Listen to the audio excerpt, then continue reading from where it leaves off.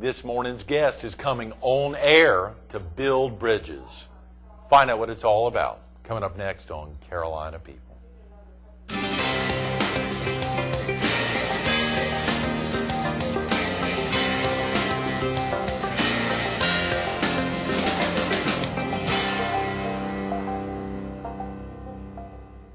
Good morning. Welcome to Carolina People. This morning we're at Atlantic Eye, Laser Eye Center on Highway 17 Bypass South in Murrells Inlet, about a quarter mile south of Inlet Square Mall.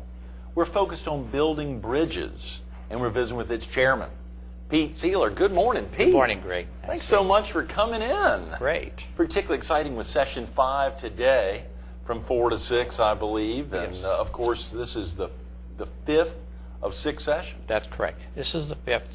This is one of our most important sessions, and it deals with the subject of gangs. And a lot of people don't really realize how serious a problem gangs have been, especially in the Florence area. It has grown by leaps and bounds, and it's not just being involved with young kids, it's young adults and the influx of people moving in.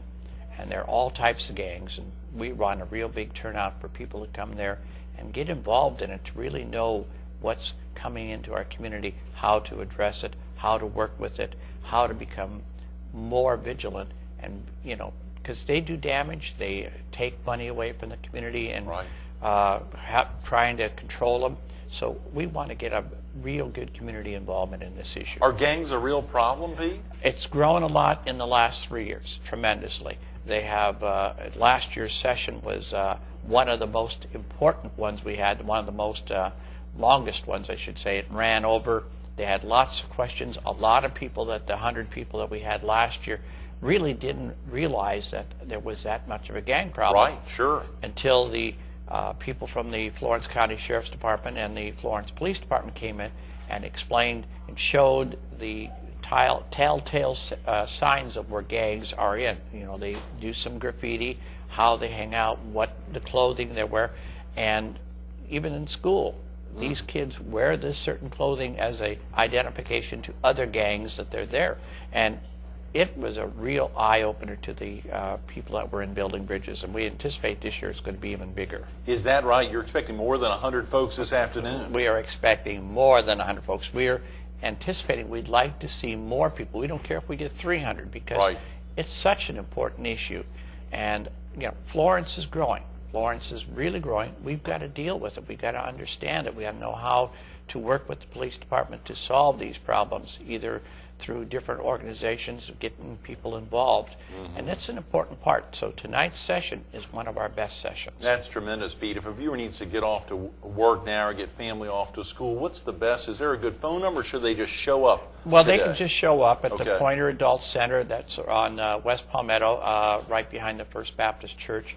And it's in room 2A. Okay, great. And if you say you watched it on Fox 43 or Carolina People, you get in free. Is that right? That's a tremendous offer, Pete. Basically, it's free to anybody because this is the fifth session of 6.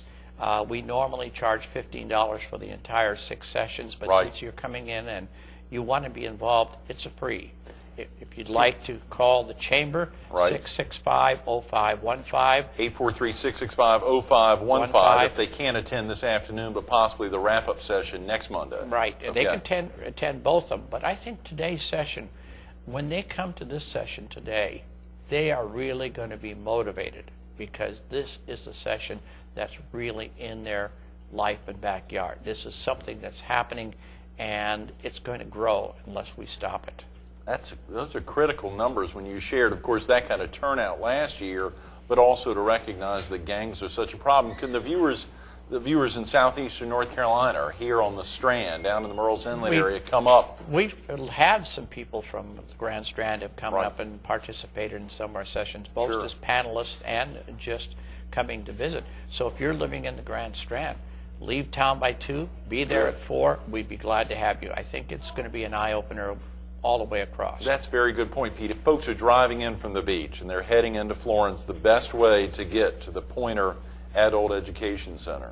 That just take the 301 and where it merges within 76, come into town, And just after you go past the underpass and right by the fire station, on the left, the next corner is the Pointer Adult Center. Okay. Just take a left in there and you see the parking lot and you can pull in there. If it's packed and full, there's an extra parking lot with the Florence School District 1 is located right next to it. Good, And great. there's ample parking there too. Well, of course, if there are gang problems in the PD, there are probably gang problems in southeastern North Carolina, gang problems down here. A lot of people may not be aware of it. Should anyone who attends be concerned that there's going to be any retribution there for attending a meeting to try to dispel gang issues? No, I really don't think that's going to be an issue Good. thing. I think what comes to them is they need to recognize where these gangs come from, how they get here, how they get entrenched, how they get into the schools, Right. and how they are actually. We all think of gangs as just being like kids in junior high or high Yeah. school. It's outside of that. That's even young adults, working people, families have been involved in it, and that's the important part. Is when you realize how big and where it grows in, how the gangs come from. Let's say bigger cities come involved in our community, either Right. by somebody moving in, Right. establishing it, having contact with a larger gang, Right. and it's like a spider's web. It keeps growing out, and getting involved, understanding what it is, makes you well aware, and it's eventually going to be for tighter controls, whether it might be maybe curfews or something, Sure. or helping the police department and the sheriff's office identify these problems so they can Absolutely. keep a closer watch on them. Well, we want to talk more about gangs and obviously about this session 5, but we also want to highlight a little bit about yourself and about the program. What prompted the Greater Florence Chamber of Commerce to kick off the Building Bridges program? Of course, Scotty Davis was with us a couple of weeks ago, I think on Monday, January 25th, to kick off the first session. Right. You're now here highlighting the 5th session. There's one more to go next Monday, the 3rd. But what about for folks who may not have been able to attend the first 4 sessions? What did they miss, Pete? Well, they missed the issues that are confronting us today. Right. The issue, first session was just basically an overview. We had Jesse Washington as our guest speaker, and he came down and gave a very stirring speech on the issues that, as far as cultural relations and the human affairs for the state of South Carolina. And he's been our speaker for 5 sessions, so that was the 5th Who's one. that, Jesse? Jesse Washington from Wow. the South Carolina Human Affairs Department. That's great. The second session dealt with the subject of religion. And Religion in the workplace. not so much the workplace, religion in the public place. The issues that were discussed, should we have under God in the Pledge of Allegiance? And what a lot of people didn't understand, that we didn't put under God until 1954. That was that right? inserted in the Pledge of Allegiance during the Eisenhower administration, especially when they had the Red Scare and all that. They added under God in that. So should we have under God in the Pledge of Allegiance, since we are a more diverse country now, or nation, than it was at that time? The other issue is, how should prayer be said at public places? We had 3 panelists, 3 ministers talking to us. We had a rabbi from the local Jewish temple. Right. We had Father Pete Cooper from the former pastor of St. John's, and we had another minister there. And they took questions Good. from the people that had questions about it. Should we have under God in the Pledge of Allegiance? How should we say prayer in public places? And it was such a diverse, because most of today they want to be saying prayers that, because the audience or the people, whether it might be at dinners or lunches, are from different faiths, and they try to word it in a way that would not be offending. Right, sure. So that was a lively discussion on that. Should there be prayers at public school events or city council meetings? What should be said? So that was our second. It was a very lively session. I bet that was well attended. Well attended.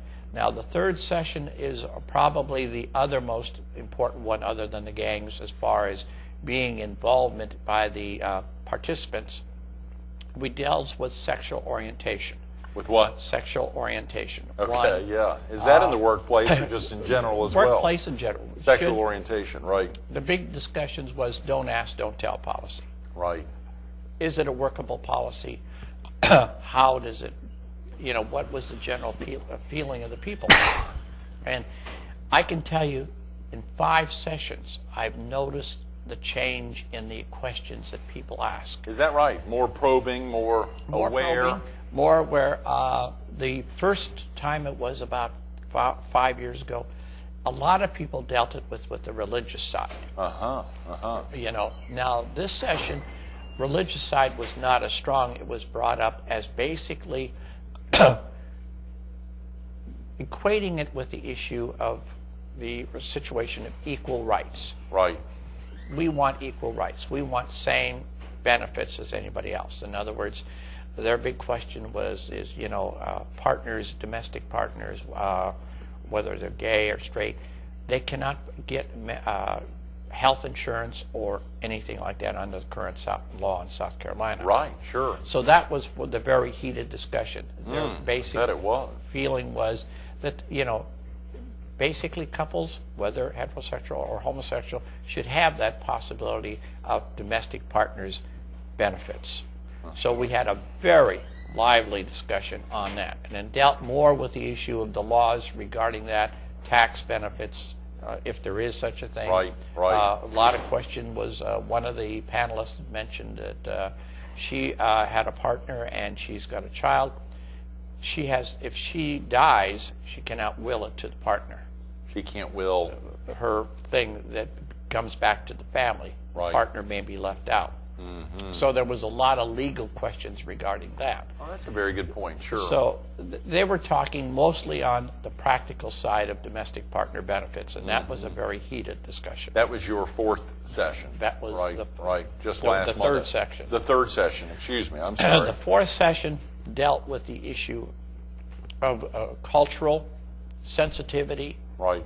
harassment in the workplace, and that was as lively a discussion, but not as strong as the third and the fifth session usually are. Right.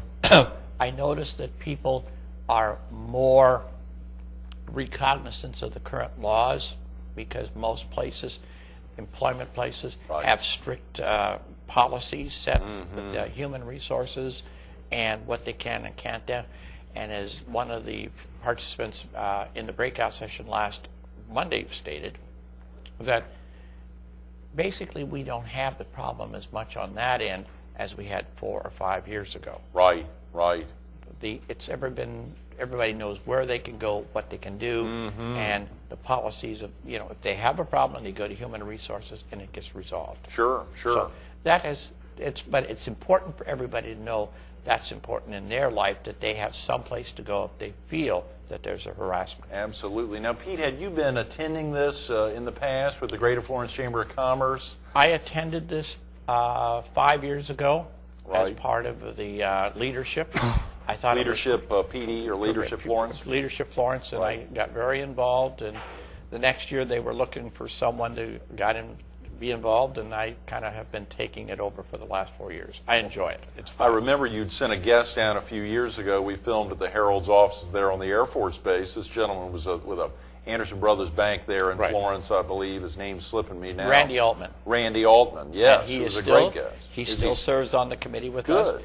Our whole committee has basically not changed in the last 4 years. Is that right? The same group has always been involved. John Turner, Randy, Right. Kelly Slice, they've all been tremendously involved, and they really enjoy Well, it. Scotty Davis was very knowledgeable. Of course, I think he heads up the small business and minority division Right. for the Greater Florence Chamber of Commerce, and very active there in the city, and surely knowledgeable with a lot of activities going on with the Chamber of Commerce. Building bridges, is this a program specific to the Greater Florence Chamber of Commerce? Or Right is it... now, it's been, other cities have done it, but Florence has really taken into it and, Oh, yeah. and has really expanded on it. Now, if a viewer can attend today at 4 o'clock, That's correct. if they're available next Monday for the wrap-up session on March 3rd, what are they going to see there? Is that a broad overview on all of the past 5 sessions, just touching it, or Very something much else? a broad interview. It's open to what everybody thought about the sessions. They Good. can do a recap, what they thought was positive, what they thought was that they wanted to change. They also talk about what was the benefit they got out of each of the sessions. Sure. And then we also give out our Community Service Award. And all the participants who have participated in the past vote for somebody who's given the most to the community and community service. Great. So we'll be tabulating them after today's session. Okay. And next week we'll present a Community Service Award to some person in Florence who's done a lot to make Florence more better around, not Sure. just in business-wise, Right. but public service, anything to help the community be Oh, yeah. situations. Let's talk a little about yourself, Pete. What brought you to the PD area, and how long have you been in the area? As a matter of fact, I Googled you this morning. I hate to say Google, but it was fascinating to see there were about 500,000 results, and you were the top 10, you individually. There's must not be a lot of Pete Sielers out there. But, I don't think there's that many Pete It was Sielers. very exciting to see all those links, a lot of weekly newspapers that you write for around the country. Well, I was working in California for your dad. Oh, my God, put me on the spot there, Right, Pete. yes. You were running the TV stations in Right. Southern California. That's right, in Palm Springs and El Centro. El Centro Pacific Media Corporation. And you had started your station in Myrtle Beach. Right, yeah. And I used the word, it was the greatest con there ever was. Oh, did I con you, Pete? You conned me. How nice it was in Myrtle Beach. Got to come out. It is very nice it's here. very You nice. drove down early this morning to be on air at 7 a.m. in Murrell's Inlet. So you had enticed me to move east. That's right. And Yeah. I became sales manager for WFXB in 1999. That's right. And That's right. I've still been with them. You've been with WFXB since 1999. That's February amazing. 25th is when I moved into town. Wow, Pete, that's amazing. So it's amazing. February 25th. Right. Lord, is that today? That's today. That's the day. incredible. This is your 9-year anniversary. on the 9 East years, Coast. starting the 10th year. That's amazing, Pete. Forgive me. We've got later this week, I think Don Swartz is going to be with us on Wednesday. The exciting aspect there, it's a year to the day from when they kicked off their printing press there at the Florence News Journal, producing the 3 publications, or maybe even more publications out of that. He'll be with us on Wednesday. And, of course, later this week, Ed Piotrowski, the meteorologist from WPD, who also does the weather piece for the Myrtle Beach Herald, will be with us on Thursday. And Irvin Blueprint Parker will be with us on Friday, which should be very interesting. A fascinating lineup this week. We're thrilled, of course, to get you in. But now, what about you're also doing a piece now for the Myrtle Beach Herald, Pete. What prompted that, since you're living in the Florence area? Greg and I one day, as you did, talked about maybe doing a column. And Right. there's one thing that I know good about. It's television. Oh, yeah. Been television in my life, 51 and a half years, going on 52. It's amazing. And I enjoy writing the column, letting the people know. And I kind of do the column in 2 ways. What happened 50 years ago and what's happening now. 50 years ago, for viewers who haven't seen it, of course, they can go online to myrtlebeachherald.com or go to readtheherald.com and see you on all the other heralds you write for. But on air, correct, is the name of the column? On air is the column. And I love the column. I have fun doing it. I think it's a little nostalgia. It's a little fun. And it's like, when you look at some of the program that was there, and I use the phrase, American Idol is not new. American Idol is not new. You mean the concept. The concept is not new. In fact, it started 60 years ago on another show, the same idea, and it was called Ted Mack's Amateur Hour. And it aired on ABC. And it was a big hit program. It was done by Applause Meter. And some of the big stars got their big start at that time. Is that right? And Margaret was one. Margaret? And Margaret was one. In fact, on a show that's similar, or very similar to American Idol today. American Idol. I didn't know that. Steve Lawrence, who eventually became a singer and also did a summer show for the old Steve Allen Show, got a start in the old Ted Mack Amateur Hour. And so 60 years ago, in this last January is when Ted Mack, now you have American Idol Now, which is a phenomenal show. Yeah, it does great good. for the network. Yeah, great for the Fox network. Great for the Fox, but it's good to see something where it puts families together. Right. That's a program where families watch. That's not a great just point. one demo, it's the whole family watch. And it's the same program that people talk about the next day at the water cooler. You're exactly right. It's definitely a water cooler show. Yeah, it's and a water cooler cell phone show and Right. a texting show. I mean, it is very popular in all ages and all family settings. The demos You're are right. there. And, the demos are very like strong. I said, I think television is a great business. I've been in it. I'd like to write about it, and I'd like to write about the history of it. It's interesting to see how much has changed in television from 50 years ago to now. Well, the great thing, even though there are examples like that where American Idol has been had kicked off in a similar vein 60 years ago, they're not examples of your column that I can find anywhere in the country of someone who highlights 50 years ago and then today, and really takes that this comparison to another level. I think you've done a tremendous job with the column. Well, I think because of the demographics of the area. Surely the demographics of the Herald's readership, yes. More of the people I've moved into the Grand Strand are from retirement community. They like to remember that. I get emails from people who like it and enjoy it and ask questions. So I think you and Betty Moses with My Senior Moment, the two of y'all are covering out. No, I'm kidding. Hitting all ages there. You know, the real focus, obviously, building bridges and building a better community today and tomorrow. And I think it's important, much like your column focused on the past and today, building bridges, clearly the need to focus on today and tomorrow. And that's why the gang session today is so important. So there really is a big problem with gangs, not only in the beach, not only here, not only in the PD, not only here in the beach, but all over. It's a problem, and it's you know, you need to understand where it comes from, how they get started, what are the telltale signs. You may not know that your son or daughter are involved in it, but they will even tell about what some of the clothes they wear, what colors they wear. Those are signs of that the clothes are, and how they, let's say, wear a cuff on a pair of pants. Right. That may determine from what gang they're from. So it's interesting. It's a great session to come. It's an eye-opener. It's a tremendous eye-opener.